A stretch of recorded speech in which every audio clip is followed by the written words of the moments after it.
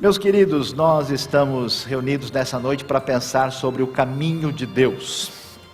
E pensar sobre o caminho de Deus, como nós acabamos de ouvir a leitura do Salmo 86, leva-nos a uma reflexão logo de início a partir da frase.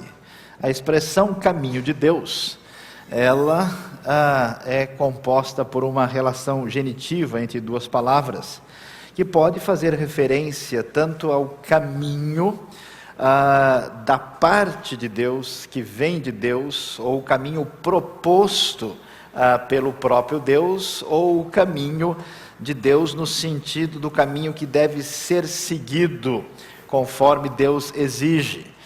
E na verdade, todas essas referências vão estar de alguma forma presente na Escritura Sagrada. Quando nós pensamos em caminho de Deus, nós corremos o risco até de entrar por uma linha assim um pouco antropocêntrica, e usando a linguagem da filosofia, assim um tanto quanto deontológica, para estabelecermos aí certas expressões específicas e linhas de raciocínio, dizendo quais são as coisas que nós devemos fazer. Qual é a lista de elementos que devem ser percebidos numa espécie de abordagem diretiva que deve ser considerados para que nós possamos ir mais adiante. Mas eu faço um desafio a todos hoje a meditar comigo no Salmo de número 90, que é um salmo um tanto quanto extraordinário, porque ele vai nos falar de caminho, sim, mas de uma maneira um pouquinho mais ampla, pensando numa ideia de trajetória. Focaliza bastante a trajetória humana, focaliza, vamos dizer, a trajetória divina na sua relação de ação na realidade humana, e também vai focalizar esse aspecto importante de que direção nós temos de Deus para a nossa vida. Então eu peço que mesmo assentados com atenção e vagarosamente, nós venhamos a ler parte por parte do Salmo 90, que diz o seguinte: oração de Moisés, homem de Deus. Senhor, tu és, ou tu tens sido o nosso refúgio, sempre de geração em geração. Antes de nascerem os montes e de criares a terra e o mundo, de eternidade a eternidade, tu és Deus. Fazes os homens voltarem ao pó, dizendo: retornem ao pó, seres humanos, meros mortais. De fato, 1000 anos para ti são como o dia de ontem que passou, como as horas da noite. Como uma correnteza, tu arrastas os homens, são breves como o sono, são como a relva que brota ao amanhecer, germina e brota pela manhã, mas à tarde murcha e seca. Vamos até o verso 6, depois prosseguiremos lendo a continuação do Salmo 90. Meus queridos, é muito interessante observar que este Salmo, dos 150 que estão no Saltério, que são organizados de uma maneira um tanto quanto especial e surpreendente, nós temos 5 livros de Salmos reunidos para formar uma espécie de inário especial usado no antigo templo de Israel, especialmente depois do exílio. Interessante que esse é o salmo com a referência mais antiga possível. Cerca de metade dos salmos tem uma referência a Davi, a outra metade são de autores diversificados, e apenas um deles, que é exatamente o Salmo de 90, faz uma referência a Moisés. E portanto esse salmo é extraordinário, porque Moisés é uma referência, vamos dizer, expoente no Antigo Testamento. Se nós tivéssemos que pensar assim, em medalha de ouro, de prata e de bronze, se é possível falar nessa linguagem, ela não é a melhor, mas pelo menos nas referências mais preponderantes do Antigo Testamento, certamente Moisés, talvez com Abraão e Davi, seriam as que mais aparecem. E quando olhamos para a Bíblia toda, Moisés também é essa referência. Jesus é apresentado como aquele profeta semelhante a Moisés, tal importância dessa referência. E Moisés, portanto, aparece, e a gente precisa aqui pensar um pouquinho na questão da trajetória, né, de Moisés como homem de Deus, na descrição bíblica dos seus 120 anos, 40 anos no deserto com o povo, na sua experiência ali no Monte Sinai. E é interessante que ele começa, né, aí aparece um Tefilat Moshe, uma oração de Moisés, chamado aqui de homem de Deus, e é tão interessante, o hebraico faz questão de colocar o artigo em Deus, para dar uma referência bastante mais intensificadora, e ele então começa a falar de Deus e diz: Senhor, Tu és o nosso refúgio, nosso abrigo, nossa habitação sempre, de geração em geração. E ele vai começar a fazer expressar uma metáfora para descrever o que ele pretende. E ele vai usar uma linguagem que é muito interessante. Ele vai dizer: antes de os montes nascerem, se existe alguma coisa que permanece da mesma maneira como sempre nós vemos, são as montanhas. Eu já vi algumas montanhas em minha vida, e o que eu acho interessante é que quando eu tinha 10 anos de idade, 20 anos de idade, 40 anos, e vamos parar por aqui por enquanto, né? As montanhas permanecem exatamente da mesma maneira. Numa viagem dessas aí de conhecimento, estudo por Israel, a gente ficava olhando aqui, ficava imaginando: puxa, imagina só que fulano de tal esteve aqui, Davi se escondeu numa dessas cavernas, e muito seguramente a paisagem que ele viu não é tão diferente, ou muito pouco diferente do que nós estamos vendo. Se tem uma coisa que faz a gente se sentir bem, que a gente não está envelhecendo, certamente são as montanhas. A gente pode chegar, olhar para elas e que beleza, eu me sinto completamente jovial nesses dias, está tudo em ordem com o meu organismo. Pois é, pensando nisso, essa linguagem, né, de nascerem os montes, nos leva à percepção que Moisés vai ter de Deus. Primeira coisa importante que é necessário ressaltar: não é possível refletir sobre nenhum caminho de Deus, sobre nenhuma referência de conduta, sobre nenhuma reflexão qualquer a respeito da relação com o divino, com o sagrado, com Deus da Bíblia, sem perceber que tudo começa com a revelação que Deus faz de si mesmo. E essa revelação que Deus faz de si mesmo para Moisés vai ser uma revelação da distância tremenda que Deus tem entre Ele e nós, que alguns teólogos gostam de chamar de infinita distância qualitativa. É exatamente a componente que provoca a verdadeira adoração, o desejo de prostrar-se, de sentir-se absolutamente humilhado, como um pó, diante da grandiosidade tremenda do Deus Todo-Poderoso, Criador dos céus e da terra.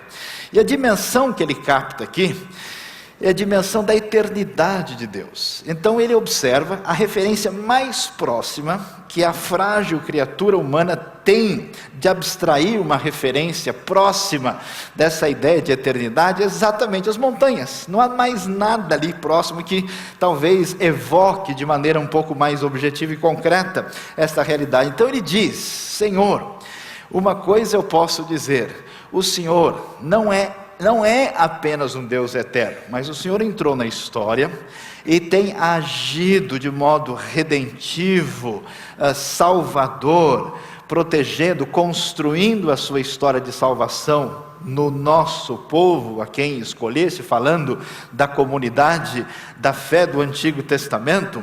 E isso que o Senhor tem feito, sendo o nosso refúgio, nossa habitação, a palavra pode significar até casa, no sentido de elemento que protege, o Senhor tem sido isso. Interessante, né? Antes de nascerem os montes, e aí ele vai com a teologia um pouquinho mais adiante, ele dá uma ampliada nos horizontes: antes de criares a terra e o mundo, e aí sim, me'olam ad olam ata el, de eternidade a eternidade, uma das frases mais estrondosamente bonitas da Escritura: Tu és Deus. E então ele começa a descrever o relacionamento que nós temos com esse Deus grandioso. Meu querido, nós corremos o risco de imaginar que a nossa relação com Deus, como nós somos frutos de toda uma revolução intelectual que aconteceu no mundo ocidental, e isso nos parece muito fascinante, entendermos que a nossa relação com Deus se dá especialmente por uma percepção cognitiva de Deus. É mais ou menos assim a gente exercitar os nossos atributos aparentemente muito razoáveis da nossa mente, do nosso intelecto, nossa memória, nossa capacidade de raciocínio, e que em função disso, a relação com Deus, com a fé, com a teologia se desenvolve suficientemente.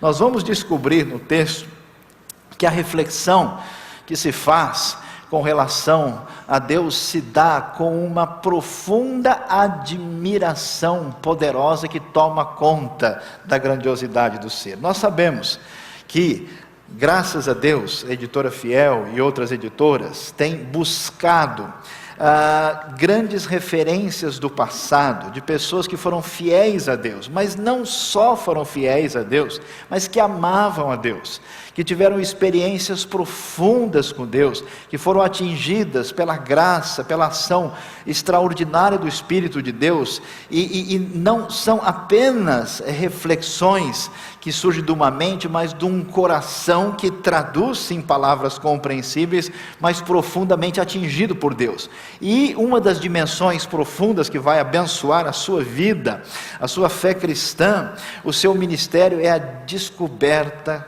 gostosa, extraordinária do coração, que nos leva a uma atitude de adoração adequada, que Deus é o ser eterno, que Deus é grandioso, Deus está além da nossa compreensão, e Ele, sendo esse Deus eterno e poderoso, nós entramos em contato com Ele, e o que acontece? A gente sente o que vai acontecer a partir do verso 3. Diante dessa percepção, a palavra que vem no texto nos diz: fazes os homens voltarem ao pó, dizendo: retornem ao pó, seres humanos. De fato, 1000 anos para ti são como o dia de ontem que passou, como as horas da noite. Como uma correnteza tu arrastas os homens, são breves como o sono, são como a relva que brota ao amanhecer, germina e brota pela manhã, mas à tarde murcha e seca. É interessante, o que acontece depois da contemplação extraordinária da eternidade de Deus, que é percebida no coração do salmista? Imediatamente, esta visão, essa percepção com os olhos do coração, voltam numa outra direção, e o salmista começa a pensar em si mesmo, em nós. E por que isso acontece? Aqui nós temos algo extraordinariamente significativo para a nossa vida. Há uma grande crise no homem de hoje, eu diria até mesmo na igreja de hoje, porque nós precisamos, para sermos alguém, de uma referência clara de identidade. Hoje, grande parte das pessoas não sabem muito bem o que são ou quem são, não tem definições claras. Há um sentimento de maresia, de indefinição, uma espécie de perfil gelatinoso desse mundo pós-moderno, que causa uma espécie de náusea existencial profunda num mundo que sofre sem saber direito por que está doendo. E é interessante que a grande dificuldade é buscarmos uma fonte de referência. Eu fico impressionado quando eu começo a observar algumas pessoas na área da teologia que de alguma forma perderam uma referência definida, necessária, que é a Escritura Sagrada. Às vezes não conseguem ficar à deriva o tempo todo. É necessário, de alguma maneira, buscar alguma fonte de referência, porque, como diz a boa filosofia, nós não somos seres necessários, somos seres contingentes, nós não podemos ser referenciais absolutos. E o texto vai dizer para nós o seguinte, de uma maneira muito especial, que quando nosso coração descobre quem Deus é, nós sabemos quem nós somos. A nossa identidade surge não de uma psicologia humanista. Nossa identidade não surge de uma percepção das referências simplesmente da realidade sociológica humana. As nossas referências não vão surgir dessa maneira, mas a percepção de quem é o grande Deus todo-poderoso e eterno nos faz enxergar a verdade sobre nós. E o que a gente descobre? É o que o Salmo diz: Senhor, que coisa impressionante, o Senhor faz a gente voltar ao pó quando o Senhor decide. O Senhor diz: retornem meros mortais, seres humanos. Palavrinha hebraica, até das 4 palavras hebraicas, é exatamente a que significa mero, ser mortal. Deus é tão impressionante, que o Senhor é tão extraordinário, que 1000 anos para ti é como o dia que passou, como as horas da noite. A gente nem percebe, né? A gente dorme, quando vai ver já amanheceu o dia, ninguém nem descobre quão rapidamente passam as horas da noite.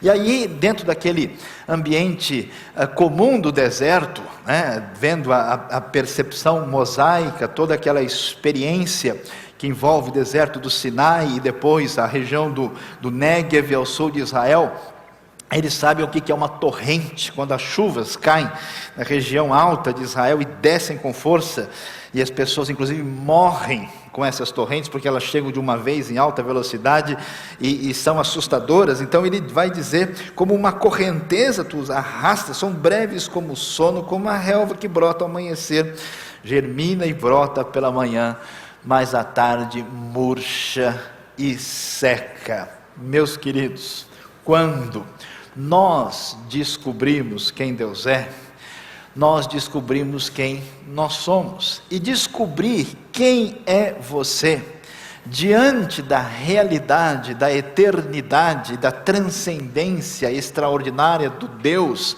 eterno que invadiu a história e que se fez presente entre nós para nos trazer redenção e salvação, essa percepção, quando surge no âmago do coração, faz com que a nossa vida seja diferente. E às vezes eu fico preocupado, algumas pessoas, mesmo pessoas bem evangélicas, bem ortodoxas, e que não têm nenhum problema doutrinário, pela sua atitude, talvez um pouco assim, feliz demais com a sua condição, como se fossem alguém acima dos outros. Atitude que como nós tratamos as outras pessoas, que de alguma maneira a gente acha que não estão na mesma posição nossa, ou por razões intelectuais, ou sociais, ou acadêmicas, ou de títulos, ou qualquer outra coisa assim.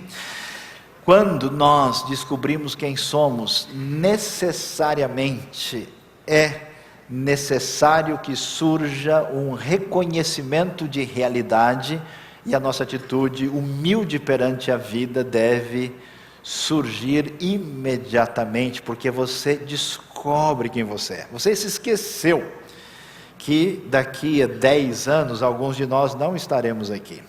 Daqui a 20 anos, mais um bom grupo. Daqui a 50, a maioria. E daqui a 100, provavelmente ninguém. Por isso, toda atitude arrogante, toda postura diferente da do Senhor Jesus é absolutamente fora.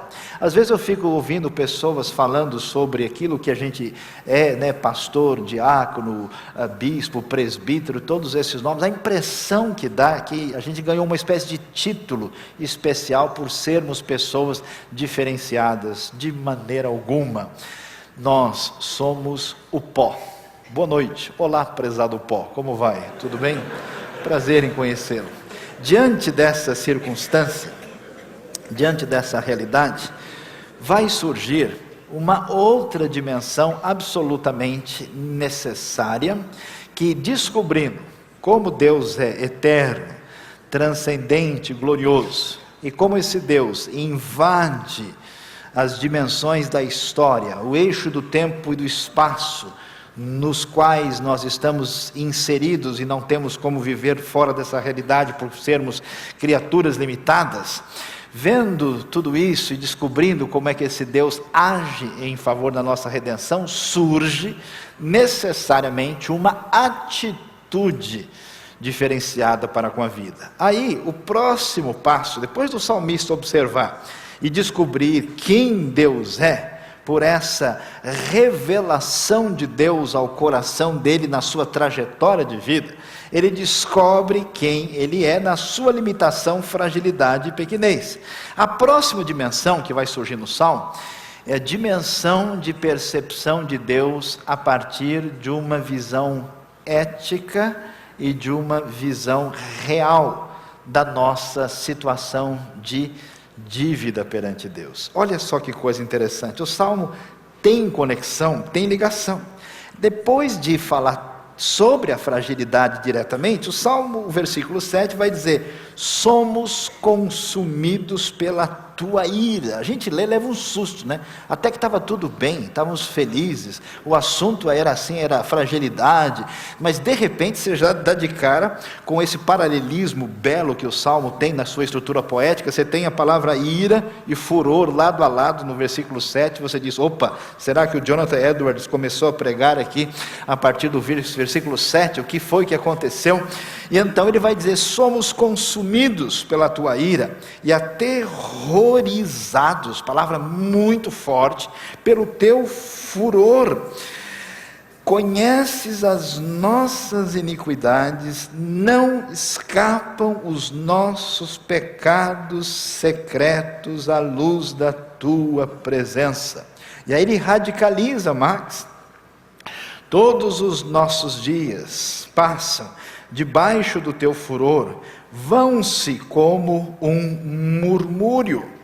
Os anos de nossa vida chegam a 70, 80, para os que têm mais vigor, entretanto, são anos difíceis e cheios de sofrimento, pois a vida passa depressa e nós voamos. Meus queridos, e às vezes eu fico um pouquinho preocupado com a nossa percepção, nós que gostamos de uma boa teologia e que certamente nos animamos muito com as realidades gloriosas que aparecem na palavra de Deus e conseguimos compreender a ligação entre elas.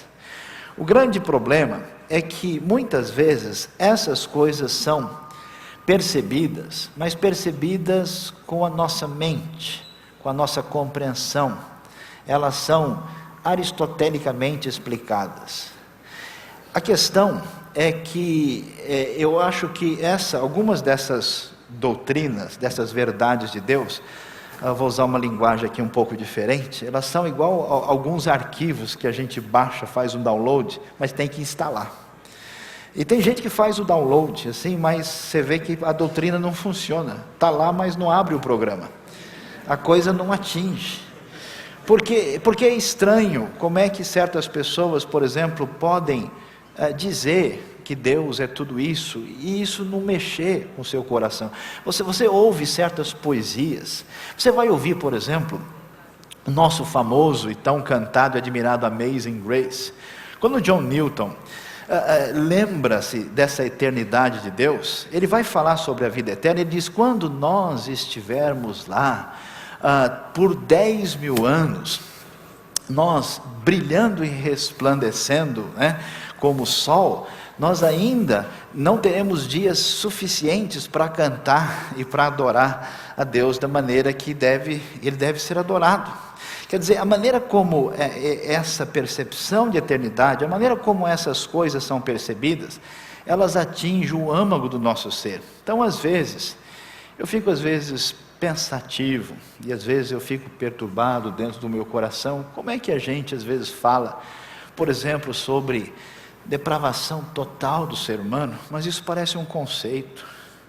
É semelhante ao que Jesus vai dizer lá em Mateus capítulo 5, quando ele fala sobre o reino que vai chegar, e ele convoca os súditos do reino, os seus discípulos que vão participar.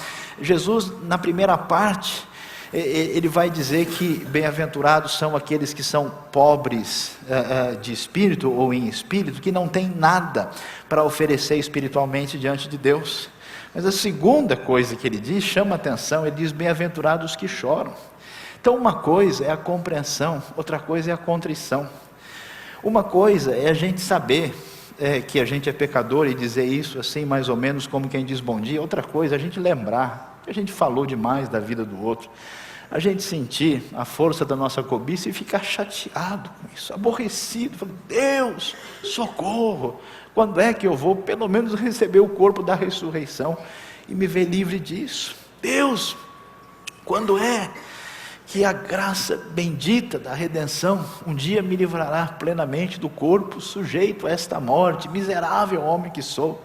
O salmista, quando ele tem o contato com Deus, ele vai dizer, e ele diz as palavras com força, Deus, sabe o que acontece? Diante da minha percepção da minha vida, o que eu percebo é a tua ira, a tua manifestação absolutamente justa e correta diante da minha maldade terrível. Meus irmãos, nós somos maus demais, é um absurdo. Eu me lembro, eu tinha me convertido aos 12 anos de idade, sozinho, cantando um cântico de crianças debaixo de uma árvore, há 35 anos atrás, e eu fiquei tão feliz, porque eu sabia que Deus tinha me perdoado, me salvado, que tudo que eu tinha feito de errado estava perdoado. E aí pouco tempo depois eu comecei a fazer coisas erradas de novo, e eu fiquei tão assustado, falei, Deus, será que o Senhor foi embora? Será que o Senhor me deixou? O que vai acontecer comigo? Eu tinha 13, 14 anos, eu fiz uma oração, Deus, o Senhor me perdoa mesmo? Então me mostra um anjo, né? Olha só, aí que começam essas ideias erradas da igreja, tá vendo? O Senhor me mostra um anjo, né? E aí, só que eu tinha medo, vai que aparece mesmo, né? Aí eu fechava um olho, deixava o outro aberto, e orando e vigiando, né? Para ver o que ia acontecer. Graças a Deus, Deus não mostrou nada, mostrou o que eu precisava ver, que o problema não era anjo, era eu mesmo, né? E eu sabia que de modo nenhum eu era um anjo, então a coisa era olhar para a palavra. Meus queridos, o texto diz, Senhor, somos consumidos pela tua ira, aterrorizados pelo teu furor. Feliz daquele pastor, líder, pessoa que ainda tem o privilégio e a graça divina de estar insatisfeito consigo mesmo, de olhar para a sua vida, ainda ter coisas assim como dizer desculpa e chegar diante de Deus. Você lembra quando a gente recebeu a Cristo? É gostoso, né? É tão bom. A gente fica igual uma criança, por isso que criança sabe o que é. Jesus falou, né, que espiritualidade verdadeira, eu converso com criança que ela sabe o que é isso. A gente fica bobo, né? São os bobos de Cristo, felizes da vida, com o que significa o Evangelho. Então quando isso atinge o nosso coração, atinge a nossa alma, a gente de fato fica muito aborrecido. E aí ele vai ver, puxa, esse Deus todo poderoso, esse Deus diante de quem eu me sinto pó, que eu não sou nada, que coisa, Ele viu a coisa feia que eu fiz, conheces as nossas iniquidades. A gente vive a sociedade do disfarce, sempre fazer o melhor possível para que as pessoas gostem mais da gente. A gente sabe que a gente é pecador, a gente fala depravação total do ser humano, mas basta alguém falar mal da gente, fica chateado com ele. O problema de quem fala mal de mim é que ele conhece muito pouco. Se ele soubesse mais, ele tinha muito mais motivo para falar. Coitado, o problema dele é exatamente falta de conhecimento. E aí ele vai dizer, Senhor, conheces, não escapam os nossos pecados secretos à luz da tua presença. Aquela inveja que a gente sente, aquele ressentimento guardado, aquela atitude de cobiça no coração, aquela coisa que você guarda lá, você vai ver agora, bem feito, deixa eu encontrar o fulano, ele vai ver. Tudo isso Deus enxerga. E aí ele vai descobrir e vai olhar aquilo que a gente deveria sempre saber. Sabe quando é que isso acontece? Está aí, ó. Todos os nossos dias passam debaixo do teu furor. O grande problema, meus amados, é que não tem jeito para nós. Eu fico preocupado às vezes com as grandes propostas de santificação que nos são apresentadas. Você tem santificação hoje em 3 vezes sem juros no cartão, com desconto, como você quiser. E aí eu começo a pensar sobre algumas coisas que eu vejo, e a ideia é o seguinte, se você caminhar desse jeito, dessa metodologia assim, fizer isso, de repente você vai ser uma outra pessoa. Eu me lembro, eu fiquei muito penalizado muitos anos atrás com uma pessoa que eu sentia que ela era muito sincera, ela queria agradar a Deus, e ela conversou comigo, ela disse, eu tive uma experiência diferente, aconteceu uma coisa comigo, e como é que eu vou resolver isso? E eu falei, vamos continuar conversando, vamos continuar orando, não se afaste do estudo da palavra de Deus, de acompanhar a Bíblia, depois a gente volta a conversar daqui a um tempo. E a conversa foi muito boa. Depois de um tempo ela voltou e disse, olha, de fato eu percebo que eu continuo precisando de Deus do mesmo jeito. O grande problema que nós temos, uma espécie de autossuficiência que surge da nossa vida, e que surge de diversas maneiras. Quando a gente aprendeu, estudou muito, você fala, puxa, já enchi o tanque, eu tenho como caminhar bastante sozinho, estou seguro. Ou quando você se torna uma pessoa de oração, e de alguma forma desenvolve uma relação de disciplina espiritual com Deus, você diz, não, olha, eu tô forte, né? eu seguro, eu orei bastante ontem, essa oração dá para uns 4 dias, segura bem. Não, eu sou uma pessoa, você percebe, meus queridos, a palavra de Deus nos diz, olha, o pão nosso de cada dia, nunca você terá força nenhuma para se sustentar sozinho, nada, nem sua capacidade, nem sua inteligência, nem sua teologia, nem sua ortodoxia, porque você precisa desesperadamente de Deus, é demais. Por isso que ele vai falar, todos os dias se passam debaixo do teu furor. Eu espero um dia ainda, sei que vai ser só na eternidade, que vai ter um dia inteiro que eu vou agradar a Deus de verdade. Todos os dias. Então ele depois de perceber essa fragilidade, de perceber essa dimensão de limitação, e perceber junto com essa fragilidade, a pecaminosidade, a maldade humana, ele fecha, e aí ele olha para a vida toda e diz, Deus, que coisa, olha como a gente é breve, vê quanta vaidade, quanta tolice, quanta arrogância, o que vale tudo aquilo que a gente acha importante da vida, na hora da gente ir embora. Os anos da nossa vida são 70, e alguns chegam a 80, para os que têm mais vigor, tem gente fazendo hora extra, a coisa vai caminhando às vezes, né? Mas, de fato, quando a gente vai mais adiante, são anos difíceis, cheios de sofrimento, a vida passa depressa e nós vamos descobrir com o coração, com a profundeza do nosso ser quem Deus é, nos revela quem nós somos, e descobrir quem Deus é e quem você é, muda a sua atitude perante a vida. A sua vida é vivida com responsabilidade, a sua vida é vivida numa outra dimensão. Se você entender e esse salmo entrar no seu coração e se instalar no âmago da sua alma, você certamente vai ter uma atitude diferente, viver a sua vida em função da realidade, da eternidade e do que realmente importa. E aí, ele prossegue um pouco mais adiante e vai trazer um desdobramento decorrente da percepção da realidade da ira de Deus. Diz o texto, quem conhece o poder da tua ira? Pois o teu furor é tão grande como o temor que te é devido. Ensina-nos a contar os nossos dias, para que o nosso coração alcance sabedoria.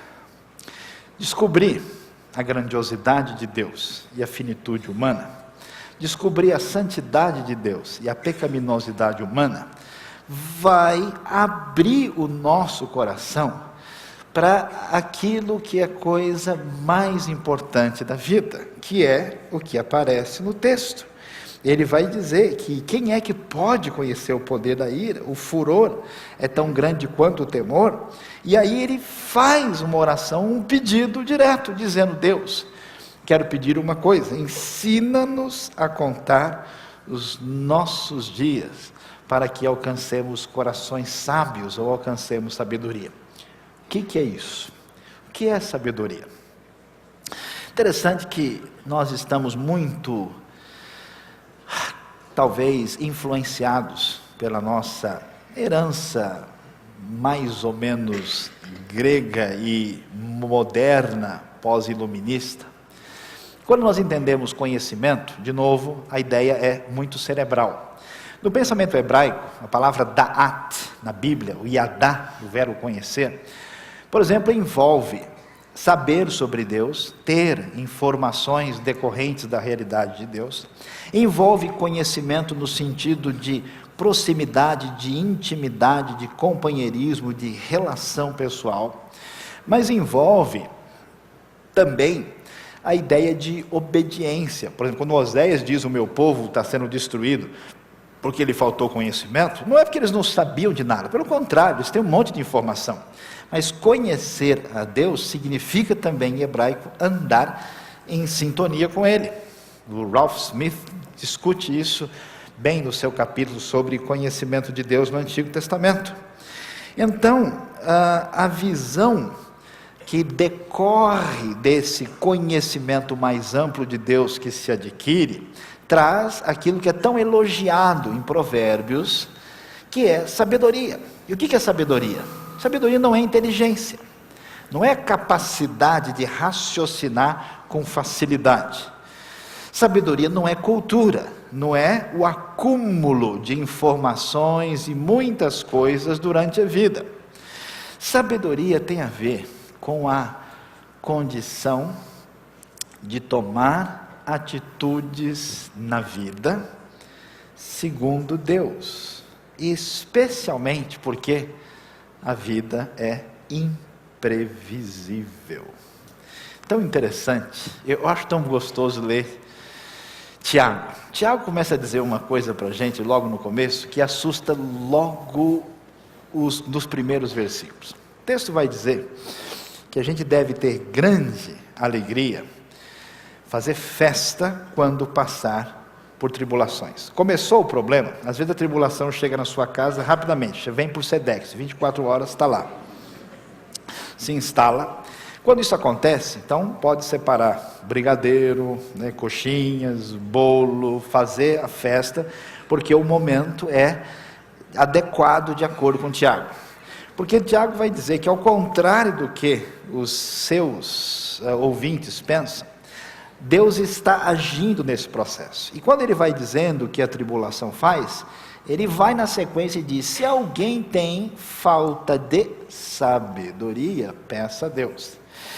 A ideia de sabedoria envolve atitude não antropocêntrica, não imediatista, não radicalizada, não sem reflexão, de ter atitudes ponderadas e sintonizadas com o equilíbrio pessoal que surge de uma fé amadurecida em Deus diante das coisas complicadas da vida. Deus sabe como a gente é dependente da gente mesmo, como você confia naquilo que você não deve confiar, e então Ele cria circunstâncias difíceis e complicadas.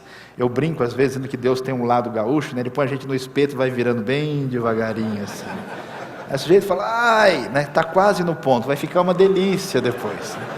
Ele vai mexendo, ele vai tratando, ele vai criando circunstâncias complicadoras, porque, meus queridos, quando a gente descobre quem Deus é, e descobre a nossa fragilidade pelas experiências difíceis da vida, quando Deus nos faz ver tudo isso, a gente para pensar na vida de verdade. Eu conheço gente, é tão gostoso ver isso, às vezes eu fico em desespero. Tem pessoas assim que eu vejo, na minha igreja e em outros lugares, que eu tenho vontade de entrar dentro da pessoa e mexer dentro do coração dela. Eu falo: quero que ela enxergue isso. Mas você bate o olho no olho da pessoa e você vê que está nublado, sujeito a pancadas e trovoadas no decorrer do período. que não tem promessa de coisa diferente ali. Mas de vez em quando, a gente vê alguém assim que está desconectado com o mundo. Aí Deus, na sua bondade, no seu amor, faz alguma coisa. Você olha no olho, você vê o brilho diferente. Veja, olha, a graça atingiu a pessoa. Ele acordou, ele entendeu a vida. Agora ele vai ser diferente em casa, no trabalho. A atitude dele muda. A gente tenta. Deus já me humilhou um monte de vezes. Quando eu achei que estava tudo certo, eu fui pregar num lugar, deu tudo errado. E às vezes foi tudo complicado. Tudo deu para trás. Quando chegou na hora, Deus fez o que devia ser feito. É tão impressionante. A gente não sabe como fazer as coisas. A gente precisa sabedoria, mas a gente não deseja sabedoria. Mas quando a gente enxerga Deus do jeito que Ele é. Mas quando o Espírito revela quem é você e bate o santo desespero no seu coração, aí você vai falar: Deus, não me dá mais salário não. Deus, eu não preciso de uma casa melhor. Deus, o meu problema não é carro, meu problema é saber lidar com as coisas complicadas da vida, como pedir desculpa para um filho, como fazer coisas assim que a gente no nosso pedestal não quer fazer. Deus, ajuda-nos a olhar a realidade, contar os nossos dias, enxergar a Tua grande e maravilhosa pessoa, eterna e poderosa, e enxergar minha realidade e viver a vida com desejo de agir segundo Deus. E então a coisa vai ficando mais bonita no Salmo. Olha que coisa interessante. O que é que você mais deseja na sua vida? Onde é que a saudade bate forte no teu coração? Do que você está procurando? Você quer o quê? Um pouco mais de conhecimento para se sentir bem seguro, é isso? Você quer um grupo de pessoas, amigos, para te dar força na sua caminhada? Você quer nome e reconhecimento? Você quer uma igreja bem sucedida, que dê certo? O que você quer? O salmista, depois de descobrir as coisas, sabe o que ele quer? Ele quer Deus. Volta-te, Senhor, volta-te. Até quando será assim? Santa saudade que bate no coração da pessoa que descobre que Deus é o maior bem da vida. Volta-te, tem compaixão dos teus servos. Senhor, interessante que nós estamos numa era muito pragmática, em que as coisas são meramente funcionais, e a gente fica procurando às vezes, pensando muito, uns pensam muito na máquina pragmática que deve funcionar, outros pensam muito na articulação teológica, outros pensam talvez em estar apenas sintonizado com aquilo que é certo, mas a coisa é mais profunda. Volta-te, Senhor, volta-te. Até quando tem compaixão dos teus servos? A única esperança é a compaixão de Deus, e Ele vai dizer algo impressionante no versículo 14: satisfaze-nos pela manhã. Talvez referência ao fato de que os judeus oravam logo no início, pela manhã, mas a palavra, as traduções variam. O texto hebraico mesmo, mais diretamente, é uma solicitação, um pedido por prazer e alegria. Pode ser traduzido de maneira distinta: satisfaze-nos pela manhã com teu amor leal, e todos os nossos dias cantaremos felizes. C.S. Lewis diz um negócio muito interessante, que o prazer, a alegria, a satisfação, sem dúvida, é uma das coisas mais legítimas e adequadas que o ser humano deve desfrutar.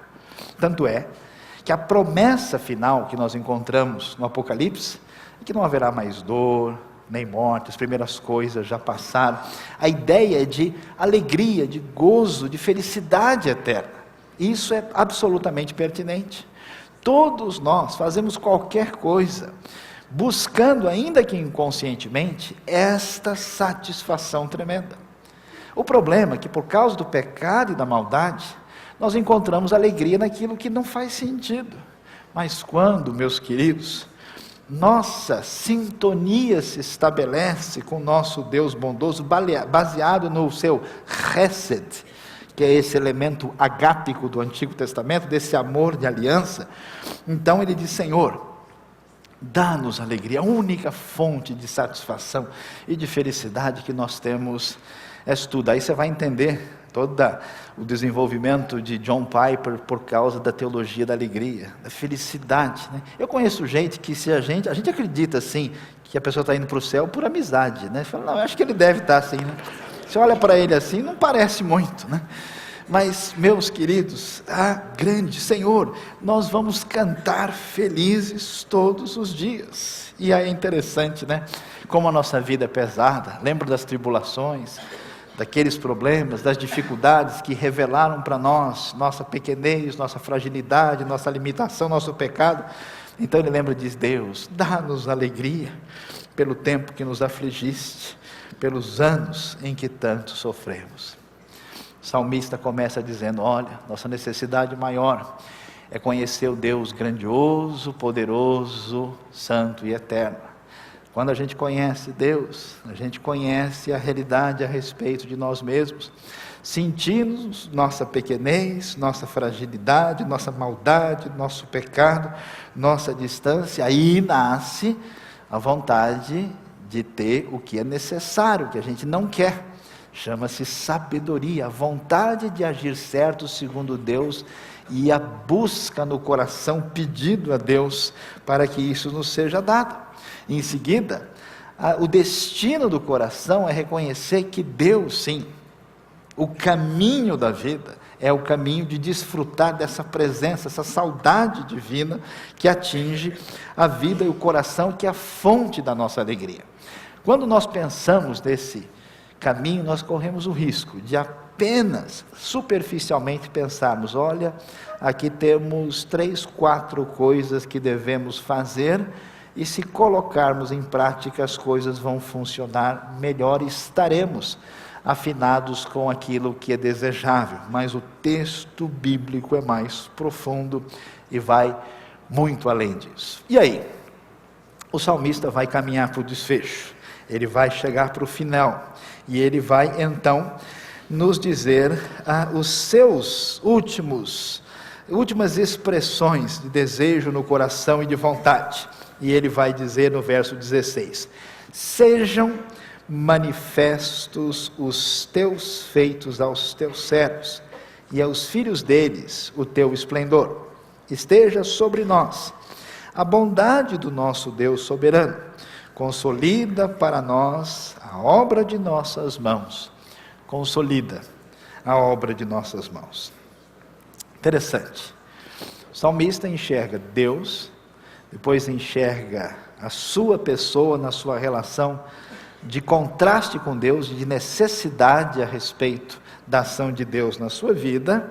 E agora, como o assunto geral do Salmo envolve essa questão da eternidade, do Deus que agiu na história, ele tem um desejo no coração. Ele descobriu sim, viu o que Deus fez, como é que Deus age, foi revelado ao seu coração, e ele descobriu tudo isso. E qual é o grande problema? Quando Deus eterno, poderoso, infinito, invade o tempo, e faz o que ele fez, que é tão extraordinário, corre o grande risco de tanta gente não enxergar isso. Que coisa!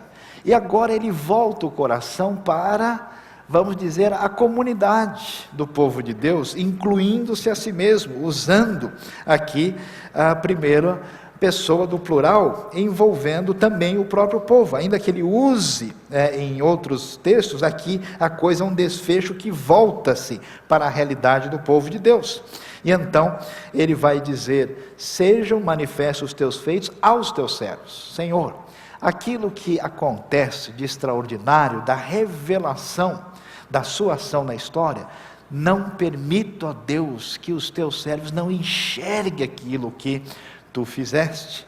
Uma das coisas bonitas e muito boas que a gente tem numa conferência como essa, na literatura da Editora Fiel e de outras editoras que estão sintonizadas com a mesma realidade, é ver Que coisas bonitas da ação da graça de Deus, feito há tanto tempo. Eu admiro tanto isso.